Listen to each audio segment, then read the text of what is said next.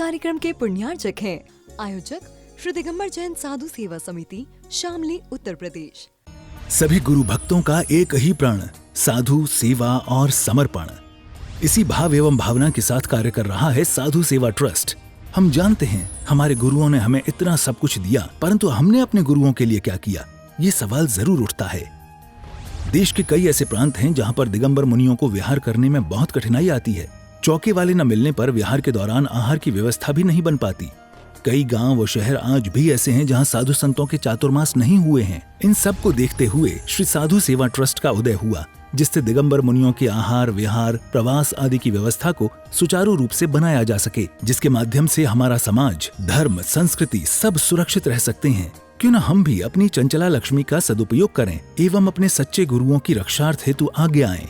योजना: परम संरक्षक 1,11,111 रुपए, वरिष्ठ संरक्षक 51,151 रुपए, संरक्षक 31,131 रुपए, आजीवन सदस्य 21,121 रुपए, सदस्य 11,111 रुपए। खाता विवरण: account name VVSP Sadhu Seva trust, bank name HDFC bank limited, account number 50200073358170, IFSC code HDFC 0001273, trust PAN card AADTV 8567E, mail ID vvspsadhusevatrust@gmail.com।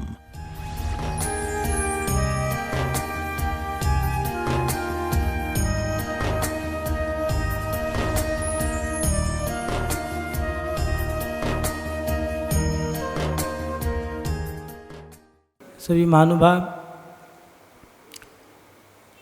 मोक्ष मार्ग में दो व्यक्ति बताए हैं, या ये कहो कि मोक्ष मार्ग दो प्रकार का बताया है, एक महाव्रत और एक देश व्रत। उसके नीचे का स्थान जो है वो गृहस्थों का है।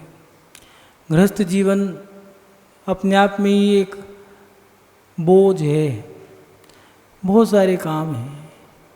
एक दिन में पता नहीं कितने रिश्ते निभाने पड़ते हैं, कितने सारे काम हैं, मकान है, दुकान है, परिवार है, कुटुंब है, अड़ोस है, पड़ोस है, स्वयं के भी काम है, परिवार के भी काम है, समाज के भी काम है, धर्म के भी काम हैं। ये सब काम और भी बहुत सारी समस्याएं हैं और बहुत सारी जिम्मेदारियां हैं, और उन सब के बीच में रह कर के धर्म करना ये बहुत बड़ा कठिन काम है। और उसमें भी धर्म करने जाओ, मंदिर जाओ, पूजा पाठ करो तो पति का उलाहना सुनने को मिलता है। महिला पक्ष के लिए तो धर्म करना एक बहुत बड़ा कठिन काम है। पूरे दिन मंदिर में बैठे रहा करो, घर आने की जरूरत ही क्या है। अगर पति ने कुछ नहीं कहा तो बच्चे नहीं छोड़ेंगे, और चले जाओ, वहीं बैठ जाओ। अगर मानो भोजन में थोड़ी सी देरी हो गई, मंदिर में खा लेते। ये सारे उलाहने सुनने को मिलते हैं। और इन सब चीज़ों के साथ साथ जब ये सब उलाहने चलो जहाँ से तैसे, जैसे तैसे करके इन विघ्नों से टल गए हम, तो समाज के विघ्न लगे हैं।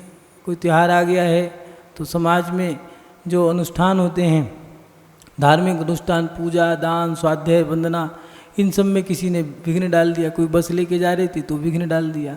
कोई विधान हो रहा था, दो जने आपस में लड़ गए, भिड़ गए, मर गए, विधान नहीं होगा। कोई यात्रा करनी थी तो किसी ने टिकट ही कैंसिल करवा दी। इन सब विघ्नों को देखते हुए, इन सब चीज़ों को देखते हुए धर्मात्मा के मन में आता है कि हे भगवान, कहाँ करके फंस गए। हम तो धर्म कर रहे हैं, कोई बात नहीं, लेकिन ये जो विघ्न डालते हैं, इन विघ्न डालने वालों को क्या फल मिलेगा। सवाल तो हमेशा हमारे अंतरंग में रहते हैं, लेकिन बड़ा पुण्य है कि अगर जवाब भी मिल जाए। महानुभाव आचार्य कुंदकुंद स्वामी जी ने धार्मिक कार्यों में विघ्न डालने का क्या फल है, बहुत सरल तरीके से बताया है। 36 और 37 नंबर की गाथा में बहुत सरल तरीके से उन्होंने बता दिया कि जीवन में विघ्न डालने से क्या फल मिलता है। किन में? धार्मिक अनुष्ठान में, धार्मिक क्रियाओं में। दो गाथा दे रहे हैं, उसका उच्चारण करेंगे पहले। खे कुठ मूल सूला लूय भयंदर जलोयर किखी सिरो सिद्धूणे वाईराई पूया दानंत्राय कम फलम।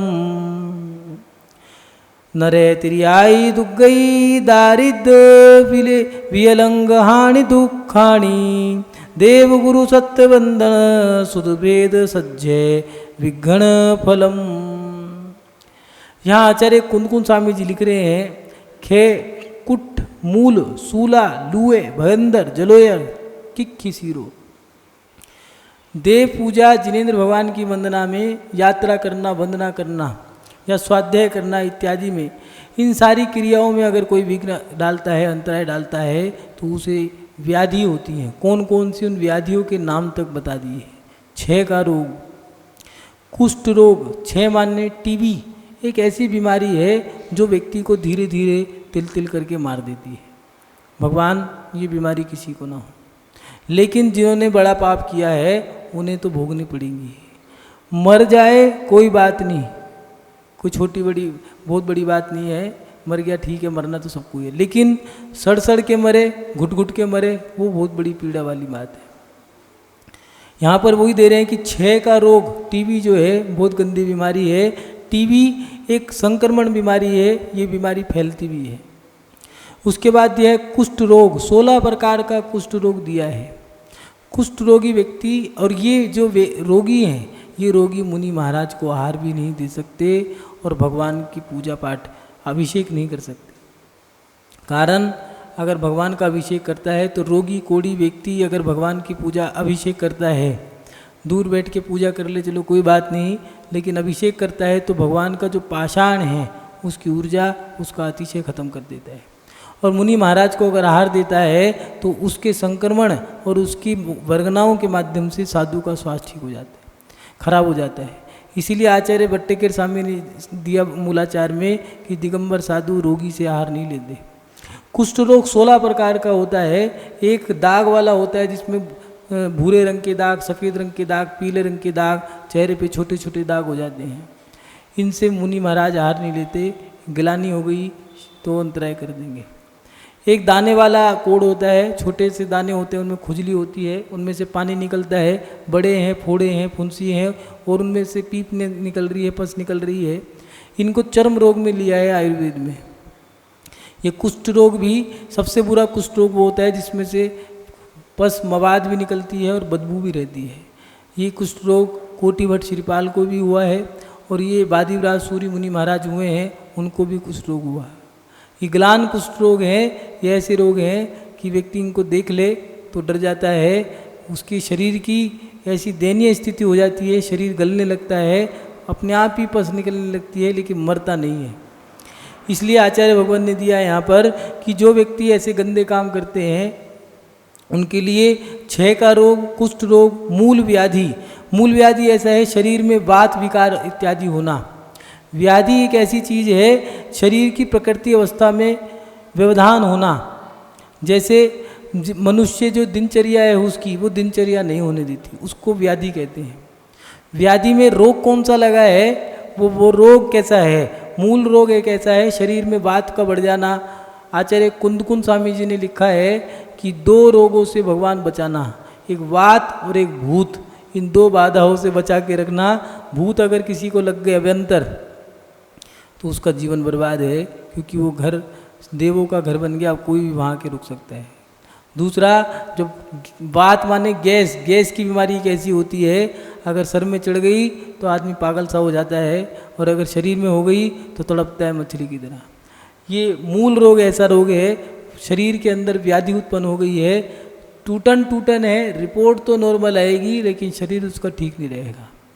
छूल रोग, लूता, शरीर के अंदर ऐठन होना, ये छूल रोग है। ऐठ जाता है शरीर, कहते हैं भैया शरीर ऐठ गया उसका, अकड़न आना जाना, वो ऐसे का ऐसे ही रह जाता है, ऐठन आना। लूता रोग वायु का एक रोग है, मकड़ी का फरना भी कहते हैं इसको, ऐसे रोग होना। भगंदर इतना गंदा रोग है, इसको फिशर कहते हैं इंग्लिश में। पाइल्स और फिशर ये 2 गंदी बीमारी है। भगंदर तो भैया जिसको भगंदर होता है कहते हैं मर जाऊं तो अच्छा है। एक बारी में मल द्वार से एक साथ जैसे लोटा भर के खून निकल गया, इतना गंदा रोग है। भगवान आचार्यों ने कहा ये रोग तो दुश्मन को भी ना हो। जलोधर, जलोदर एक ऐसा रोग है, पेट का रोग है, इसके अंदर पेट में पानी भर जाता है, पेट की आंतें खराब हो जाती हैं, पेट की पाचन क्रिया खराब हो जाती है, इसमें व्यक्ति मर जाता है।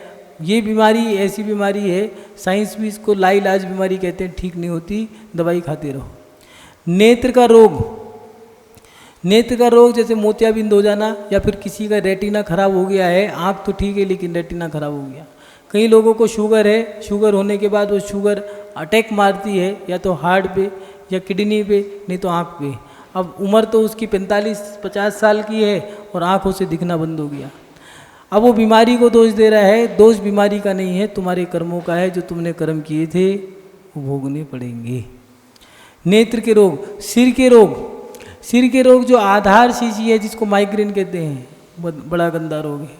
जरा सा चिंता करते के साथ ही पूरे शरीर में, आधे सिर में सर फटने को तैयार रहता है। इस रोग का कोई इलाज नहीं है, माइग्रेन की कोई, ये बीमारी एक ऐसी है, डॉक्टर एक दवाई दे देगा, उसको खाते रहो, बस जीते रहो। वो दवाई और कुछ नहीं, नींद की गोली है, नींद आ जाएगी, सो जाओ बस। अल्कोहल होता है, नशे की थोड़ी सी गोली दे दी है, उससे सो जाओ बस। सिर के रोग ऐसे हैं कि ये नेत्र के रोग और सिर के रोग, जैसे माइग्रेन है, ब्रेन हेमरेज है, ब्रेन की जो बीमारी है बड़ी गंदी बीमारी है। सर खोलो तो दिक्कत, ऑपरेशन सक्सेस होता ही नहीं है 99%, और अगर नहीं खोलो तो व्यक्ति तड़पता रहेगा। सिर के रोग, नेत्र के रोग, कई लोग ऐसे होते हैं जिसके रेटिना ही खराब है, करें क्या, कुछ नहीं कर सकते। आँख है लेकिन रेटिना खराब है। शीत उष्ण रोग, कई लोगों को एलर्जी होती है, जैसे ही गर्मी आएगी वो बीमार हो जाएंगे, या फिर सर्दी आएगी तो बीमार हो जाएंगे। कई लोगों का ये सिस्टम होता है कि ठंडी चीज़ खाते के साथ ही नाक बहने लग जाएगी, या गर्म चीज़ खाई तो नाक बहने लग जाएगी। शीतोष्ण रोग है। ऐसे रोग होने वाला, सन्निपात शीतोष्ण से इत्यादि धार्मिक कार्यों में अंतराय डालने से ये सब कर्म बनते हैं। जीवन में कभी भी धर्म नहीं करो, कोई बात नहीं, पहले भी बताया था, धर्म नहीं करते मत करो, कोई बात नहीं, लेकिन धर्म करो, ईमानदारी से करो, थोड़ा करो, कोई बात नहीं। कोई ऐसा नहीं है तुम्हारा गला पकड़ के, गिरवान पकड़ के कह रहे हो, हाथ पकड़ के कह रहे हो करो, जबरदस्ती करो, कोई ऐसा नहीं है जबरदस्ती करता है। कोई साधु जबरदस्ती त्याग नहीं कराता, कोई साधु जबरदस्ती नियम नहीं देता, कोई जबरदस्ती दीक्षा नहीं देता, कोई पत्नी, कोई पति, कोई बच्चा जबरदस्ती धर्म नहीं करता।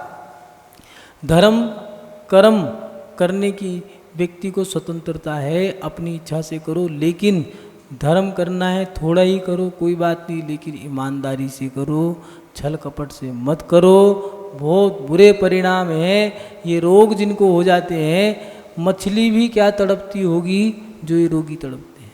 रात को सो नहीं पाते, कई लोग ऐसे हैं जो रात को सोते नहीं हैं, नींद की गोली खाने पे भी असर नहीं करती। ये कौन से कर्मों का उदय है? ये तुम्हारे उन कर्मों का उदय है जो तुमने बहुत मजे मजे में, शौक शौक में कर दिए।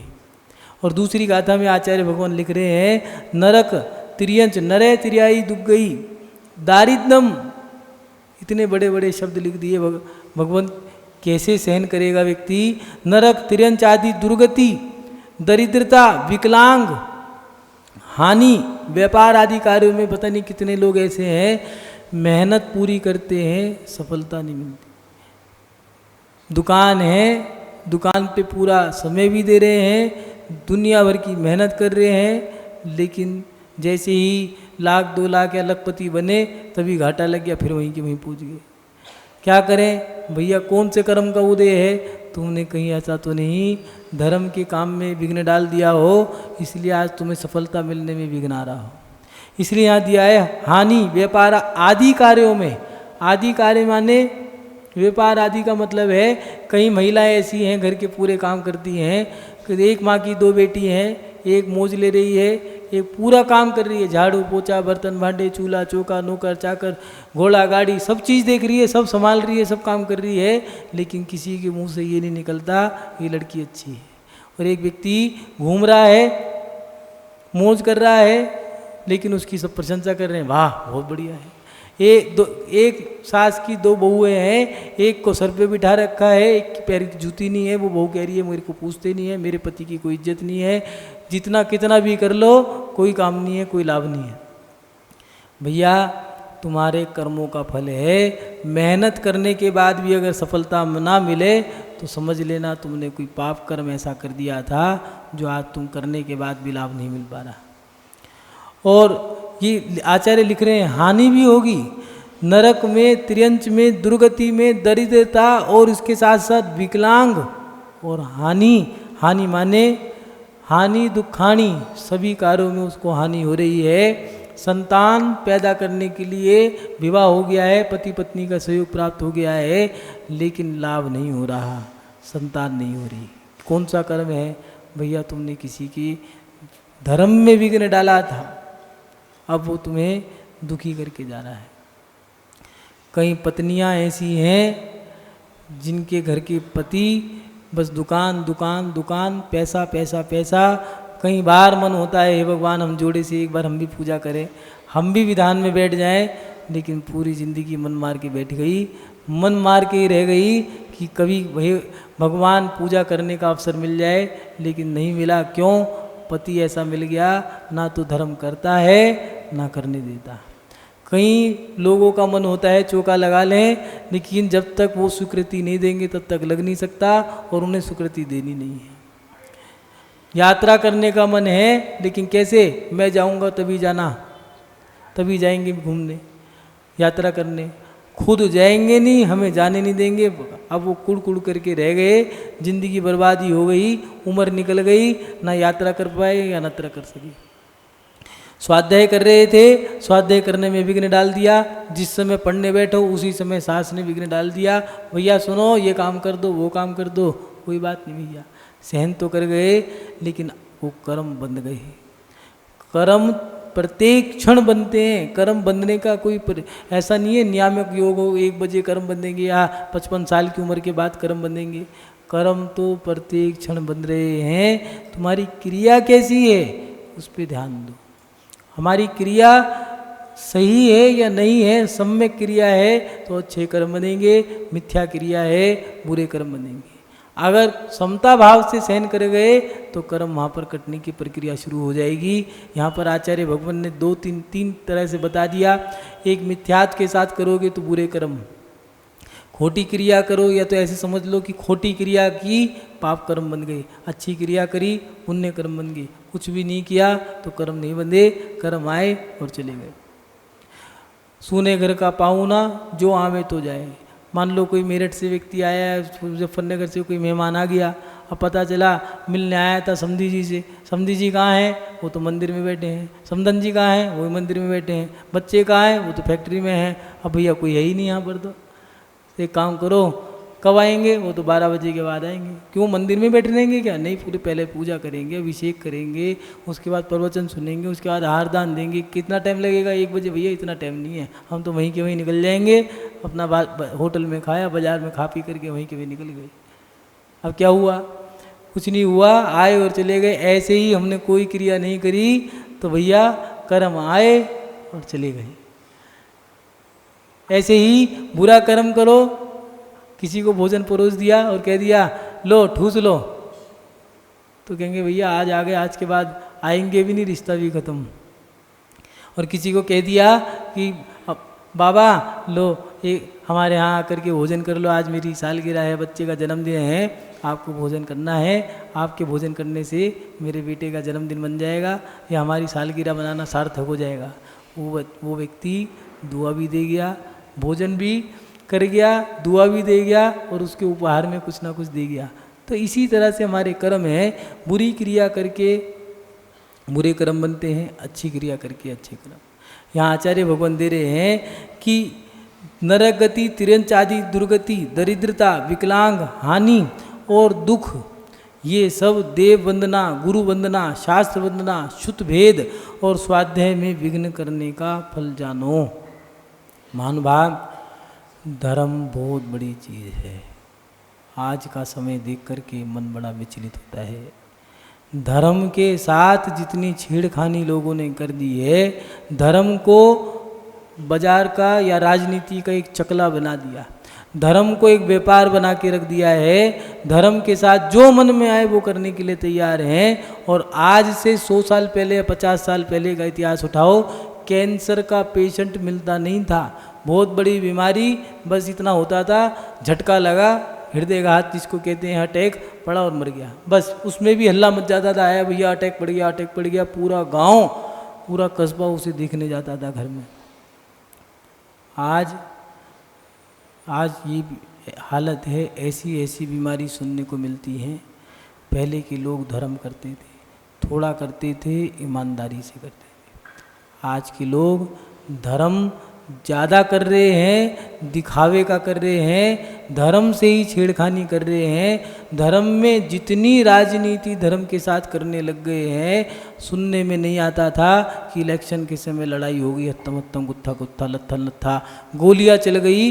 इलेक्शन कर रहे थे भैया, क्या मंदिर के धर्म के कर रहे थे या नरक के कर रहे थे?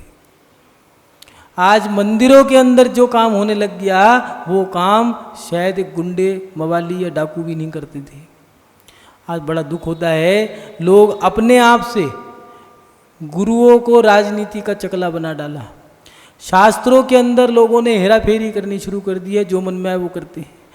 शुद्ध में भेदभाव करने लग गए, उसके साथ साथ मंदिरों पे राजनीतियाँ करने लग गए। उसका फल भी है, फल लोगों के सामने है। जो बीमारियाँ सुनी नहीं थी वो आज देखने को मिल रही है। कोई साधु ऐसा नहीं है जिसके पास कैंसर के पेशेंट ना जा रहे हों। एक महिला आचार्य भगवान के पास गई और कहने लगी, आचार्य श्री या तो आशीर्वाद दे दो, मैं मर जाऊं, नहीं तो मुझे किसी से कह के मरवा दो। कहने लगी क्यों, क्या हुआ? रोने लगी, पैरों में गिड़गिड़ाने लगी, कहने लगी मेरे शरीर में कैंसर है, महिलाओं का जो स्तन कैंसर होता है। कहने लगी कीमोथेरेपी ऐसी है कि उसमें ऐसा दुख होता है, ऐसा दर्द होता है, ऐसा लगता है हजारों इंजेक्शन एक साथ चुभ रहे हों। जब पाप कर्म का उदय आता है तो महानुभाव अच्छे अच्छों को रुला देता है। इसलिए अपने जीवन में ऐसे काम मत करो जिससे लोग आपके दुख में दुखी ना हों। वो आपके दुख में आपको देख करके ये कहें, ऐसा ना कह दे कि हे भगवान इसने कोई गलत काम किया था, इसका फल है। इसलिए इन बीमारियों से बचने का इलाज एक ही है। पहले के लोग धर्म करते थे, ईमानदारी से करते थे, दिखावा नहीं करते थे, छेड़खानी नहीं करते थे। एक मंदिर होया करता था, पूरी समाज उस मंदिर में बैठती थी, लगता था रोज का ही अनुष्ठान हो रहा हो। मंदिर में जब त्यौहार आता था पूरा मंदिर साफ करते थे। महिला पक्ष एक, 2 कमेटियाँ हुआ करती थी संस्थाएं, एक महिला संस्था या महिला समाज या पुरुष समाज। महिला समाज मंदिर में जा कर के मंदिर की जो सफाई है, ऊपर छत शिखर से लेकर के चोटी से लेकर के पौड़ी तक पूरा मंदिर झाड़ू मारना, साफ करना, पानी से साफ कर दिया, धो धा दिया। पुरुष लोग उसको साज सज्जा से सजा दिया करते थे। पंडित जी आया करते थे। पंडित जी की क्या राशि होती थी? कुछ नहीं, जो दोगे मुट्ठी बीच के दे देना। वो बोल दिया करते थे माइक से, ज्ञान दान जिनको देना है ये पंडित जी को जाएगा, ज्ञान दान दे दिया करते थे। बड़े ठाट बाट से आनंद से विधान हुआ करता था। विधान के बाद जो महिलाएं विधान में नहीं बैठ सकती थी, जिनकी पात्रता नहीं होती थी, वो भोजन बना दिया करती थी, विधान में बैठने वाले भोजन करते थे। आज जितनी छेड़खानी हमने धर्म से कर दी, धर्म के मायने थे आहार दान, ज्ञान दान, औषध दान, अभेदान, वैयावत्ती, सामायिक समता, वो तो सब खत्म हो गया। मात्र लड़ाई झगड़ा, गुटबाजी, अध्यक्ष, मैं मंत्री, मैं फलाना, मैं ढिमका, मैं नेता, मैं राजनेता, मैं पदाधिकारी, मैं फलाना, मैं ढिमका, इससे पूरा धर्मात्मा क्षेत्र जो है सब परेशान है। इसलिए अपने जीवन में वो काम मत करो जिससे तुम्हारे कर्म बंधे। मरना जीना तो सबको है, ऐसा काम मत करो। कई जगह तो ऐसा है कि मंदिरों के हिसाब नहीं है, 20-20 साल तक वही हैं, आपस में घूम फिर के वही अध्यक्ष बन गया, वही मंत्री बन गया, वही बन गया। समाज के लोग परेशान हैं। मंदिरों में धर्म कुछ करते नहीं हो। धर्म किया तो पंडित जी को बुलाया, विधान कराया, खत्म कहानी। कोई भोजन नहीं, किसी को बिठाना नहीं, किसी को पूछना नहीं कहाँ गया पैसा। मंदिर में सोना लगाने से मंदिर को चमकाने से कुछ नहीं होगा। मनों को समझाओ, मनों को साफ करो। मंदिर को चमकाने में मंदिरों में सोना लगा लो, चांदी लगा लो, कोई लाभ नहीं है। मन कितने साफ हैं इसको देखो। मनों में कचाई भरी बैठी है। एक व्यक्ति जो अध्यक्ष बन के हट गया है, अब जो अध्यक्ष बन गया है दोनों आपस में मिल भी नहीं पा रहे। जो आपस में पद ले लिए थे, अब वो पद अधिकारी आपस में एक साथ बैठ भी नहीं पा रहे, रिश्ते भी टूट गए। जबकि पद लेने के बाद तो रिश्ते बढ़ने चाहिए थे। कहीं ना कहीं हमारी क्रियाओं में कमियां हैं। यहाँ आचार्य भगवान लिख रहे हैं कि ये सब दुख जो हैं, ये सब बीमारी जो हैं, या आदि व्याधियाँ जो हैं, ये सब देव वंदना, गुरु वंदना, शास्त्र वंदना, श्रुत में भेद और स्वाध्याय में विघ्न करने का फल है। ये तुम्हें फल दे के जाएगा। कर्म किसी को नहीं छोड़ता। सोचो, विचार करो कि अरिहंत तीर्थंकर परमेश्वरी आदिनाथ भगवान के कर्म जो उदय में आए, कर्मों ने उनको नहीं छोड़ा। तुम कौन हो? गज कुमार मुनि हो, सनत कुमार चक्रवर्ती जो मुनि बन गए, चाहे पारसनाथ मुनि हो, जो तीर्थंकर हैं, तद्भव मोक्षगामी हैं, उनको भी कर्म सहने पड़े। इसलिए कर्मों को तो सबको सहना पड़ेगा। अच्छे कर्म करो, कर्मों से बचो। कर्म बड़े बुरे हैं। खाल उधेड़ दें तो भी सस्ता जानो, लेकिन खाल तो नहीं उधेड़ते, तड़पा तड़पा के मारते हैं। 70 साल की उम्र में कूल्हे की हड्डी टूट गई, ना तो जीने में ना मरने में। कैंसर भी कब हुआ? तड़प तड़प के मर रहे हैं। बच्चे छोटे छोटे हैं, मरे तो मुसीबत, जिए तो मुसीबत। ये भी नहीं कह सकते भगवान हमें उठा ले। इसलिए अपने जीवन में कर्मों से बचो। दूसरी बात, विशेष जो बातें हैं आप लोगों से कह दें। बात आ गई है तो विषय के अनुसार कहना चाहिए। आचार्य कुनकुन स्वामी जी ने दिया है, शास्त्रों में आज के समय में जो हेरा फेरी होने लग गई है। कुछ लोग शास्त्रों के अंदर अपने मन की इच्छा से लिख देते हैं, पंचम काल में साधु नहीं होते, दीपक जलाना, नारियल चढ़ाना इत्यादि करना ये पाप है। किस बेस पे आपने लिख दिया? आपने तो लिख दिया, एक शब्द भी तो बोला था, अजामा ने बकरा, राजा बसु ने उसी समय नरक में चला गया। महानुभाव, शास्त्रों में हेरा फेरी ना करें। जो लोग शास्त्रों में हेरा फेरी करते हैं, नरक गति का बंध मिलता है। वहाँ तो दुख भोगने पड़ेंगे, यहाँ भी दुख भोगने पड़ते हैं। हमारे सामने की बात है, उंगलियाँ गल के गिर गई। लोग कहा करते थे ये इसके दुष्परिणाम है। शास्त्रों में साधुओं से पूछा करते थे, कितना पढ़े हो, कितना ज्ञान है? रिजल्ट क्या आया? समाधि के समय कोई व्यक्ति नहीं मिला, हॉस्पिटल में सड़ सड़ के मर गए। इसलिए शास्त्रों में हेरा फेरी ना करें। और दूसरी बात, अगर धर्मात्मा लोग जो धर्मात्मा हैं सही मायने में, जो स्वाध्याय करते हैं, बिना गुरु से पूछे, उनसे राय लिए बिना शास्त्रों का अध्ययन ना करें। आजकल कई खुरापाती लोगों ने ऐसे काम कर दिए हैं, खोटे शास्त्रों को फोकट में लोगों के घर घर तक, मंदिरों तक पहुंचा दिए हैं, जिससे उनके अंदर गंदगी बनती जा रही है। इसलिए गुरु से राय लेकर के अपना काम करें। इस कार्यक्रम के पुण्यार्चक थे आयोजक श्री दिगंबर जैन साधु सेवा समिति, शामली, उत्तर प्रदेश।